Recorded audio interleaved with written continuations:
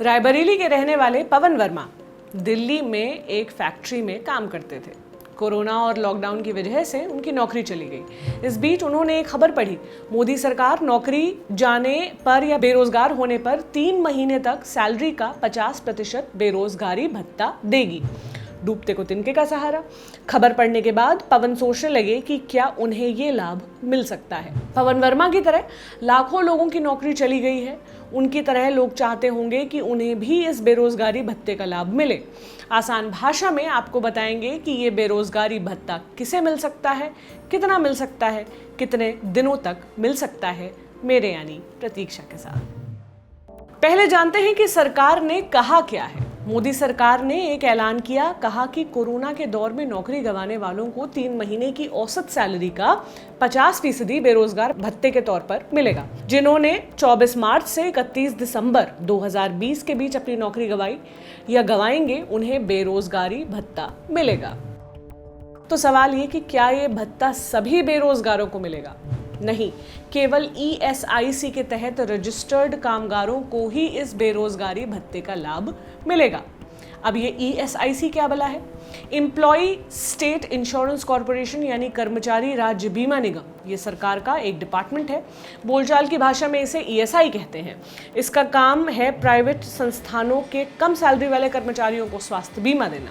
हमारे देश में प्राइवेट संस्थानों में काम करने वाले कर्मचारियों की सामाजिक सुरक्षा के लिए बहुत कम स्कीमें हैं। कर्मचारी राज्य बीमा देश की उन चंद स्कीमों में से है जिनसे कम आमदनी वाले कर्मचारियों को बड़ा सपोर्ट मिल जाता है।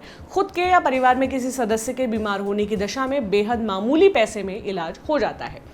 ऐसे भी संस्थान हैं जिनके यहाँ 10 से 20 कर्मचारी काम करते हो, उनको ESI का लाभ मिल सकता है। जिन कर्मचारियों का वेतन 21,000 रुपए तक है वो इस स्कीम का फायदा उठा सकते हैं। 21,000 रुपए से ज्यादा वेतन वाले कर्मचारी अपनी इच्छा से इस स्कीम में शामिल हो सकते हैं। कर्मचारी का लगभग फ्री इलाज होता है। नौकरी जाने पर बेरोजगारी भत्ता या पेंशन का भी प्रावधान है। ये वही ESIC है जहां अमरीश पुरी ने 21 साल तक नौकरी की थी। फिल्मों का ऑफर मिला तो उन्होंने ESIC की नौकरी छोड़ दी थी।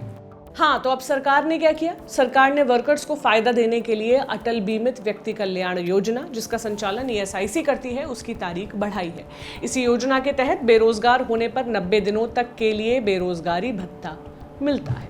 तो क्या पवन वर्मा को बेरोजगारी भत्ता मिलेगा? पवन वर्मा को बेरोजगारी भत्ता पाने के लिए कुछ शर्तें पूरी करनी होंगी। पहली शर्त ऑफ कोर्स ये है कि उनको एम्प्लॉय स्टेट इंश्योरेंस कॉर्पोरेशन यानी कर्मचारी राज्य बीमा निगम का सदस्य होना पड़ेगा।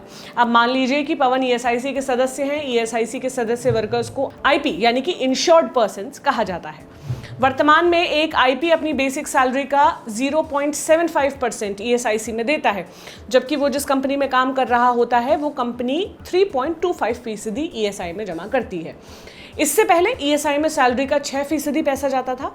इस 6% में कंपनी का अंशदान 4.75 और कर्मचारी का 1.75% हिस्सा था। जुलाई 2019 में मोदी सरकार ने इसे घटा दिया था। सरकार ने इसे 6 से कुल 4% कर दिया, जैसा कि हमने आपको बताया, जिसमें से कंपनी 3.25 और जो व्यक्ति है वो 0.75% पैसा देता है। अच्छा, तो पवन वर्मा ESI के सदस्य हैं, ये हमने एस्टैब्लिश कर लिया। अब उन्हें क्या करना होगा? ESIC अटल बीमित व्यक्ति कल्याण योजना का संचालन करती है। इसी कल्याण योजना के तहत बेरोजगारी भत्ता मिलता है। 3 महीने की औसत सैलरी का 50% बेरोजगारी भत्ता लेने के लिए वर्कर को ESI स्कीम में कम से कम पिछले 2 सालों से जुड़ा होना चाहिए। उन्हीं वर्कर्स को इसका लाभ मिलेगा जो 1 अप्रैल 2018 से 31 मार्च 2020 तक इस स्कीम से जुड़े रहे।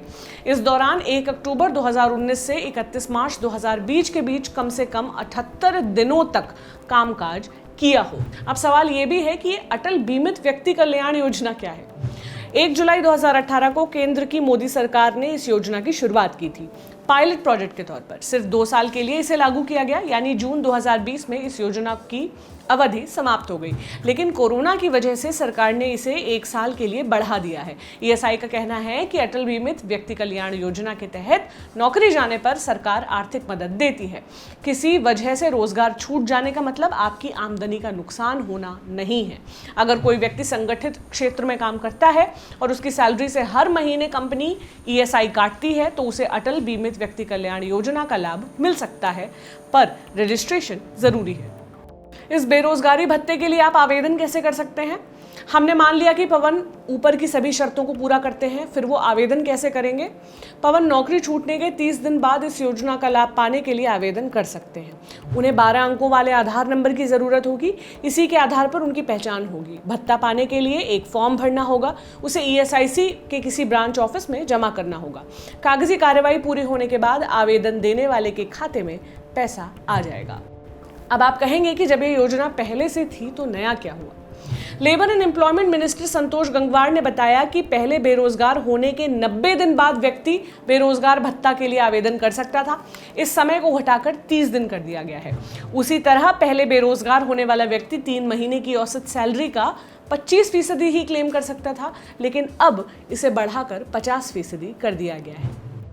सरकार की इस योजना का 40 लाख लोगों को फायदा मिल सकता है। इस पर 6,700 करोड़ रुपए खर्च होने का अनुमान है। ये जानकारी आपके लिए लेकर आए थे डेविड। मेरा नाम प्रतीक्षा है। देखते रहें आसान भाषा में। शुक्रिया।